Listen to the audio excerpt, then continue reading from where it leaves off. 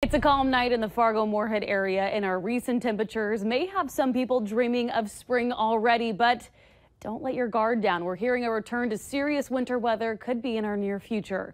Let's send it right over to meteorologist Robert Hahn for what we can expect. Robert? Yeah, a live look outside on the CorwinAuto.com Valley Skycam. Part of the Storm Team Skycam network shows traffic moving along nicely. A lot of the roadways still wet here in Fargo, but as temperatures continue to slowly fall on off, you can see some of that refreeze on those especially lesser traveled roads, parking lots, sidewalks. So take care as you head out and about. But still above freezing, 36 degrees, feels more like 27, also 36 over in Moorhead. Elsewhere, temperatures into the 20s and 30s, and some locally dense fog already developing in this area. And where we've got the fog and temperatures below freezing, that may add some slick conditions across the area, especially on lesser traveled roads and on bridges and overpasses off towards the east. 27 in Baudette, 31 in the Bemidji area. Southerly winds, they'll continue all night tonight. That will keep the mild temperatures in place. Overnight lows only dipping down into the 20s, but we will have some wind chills in the teens in many areas. And wind chills right now, 18 in Langdon, 19 in Devils Lake, 20 in Valley City, also 20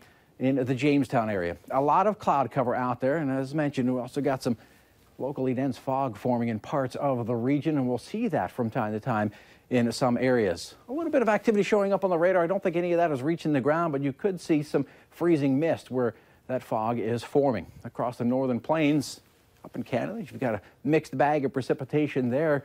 Quiet off to our west, but that will change as we head through the day tomorrow. That in response to this big storm system. New low will form somewhere out in the plains of Colorado and then move off towards the northeast. We also have an Arctic front making its way off towards the south. That will usher in some much colder air, a lot of wind, and the combination of wind and snow will make it very difficult for travel tomorrow. The yellows and browns you see here, those are the visibilities for the fog out there. So a lot of cloud cover, a bit of fog from time to time, and as we head towards tomorrow morning, may see a little bit of freezing drizzle, maybe some freezing rain mixed with some flakes of snow making their way through parts of the northern valley, and then we'll see more and more of that snow develop as we head through the afternoon and evening hours.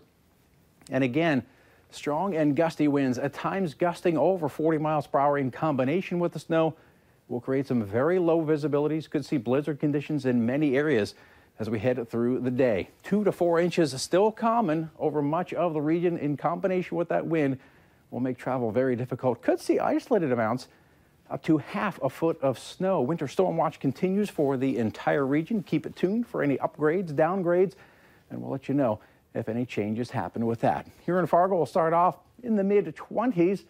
Maybe some fog, some haze around as we head towards your lunchtime, warming it up into the upper 20s. So not bad to start off the day, but then later on in the evening, we'll start to see that snow, maybe mixed with a little bit of freezing rain and sleet to start off with, so we may see a slight glaze of ice before the snow really gets in, and the winds will crank on up. Temperatures will rapidly fall as we head through tomorrow evening. Picture of the day, stairway of clouds and Hankinson. Thanks so much to Barb for sending that in. We're going to use that as the backdrop to our 7-day forecast. And tomorrow, we start off pretty good. Drive time in the morning, you're fine. In the evening, especially in our western counties, it's not going to be a good go of it. That snow lingers into Thursday morning. A high on Thursday, only -4, and we stay cold throughout the rest of the next 7 days. More snow possible on Friday and again on Martin Luther King Day. And that low on Tuesday morning, it's a scary one, -30. Oof. Yeah, That's so some tough brutal. travel out there. If you are making travel arrangements, either postpone them or make sure you've got that emergency kit, your life-saving kit in your car. And also your Valley News Live Storm Team Weather app. Always, yep. Always. Thanks, Robert.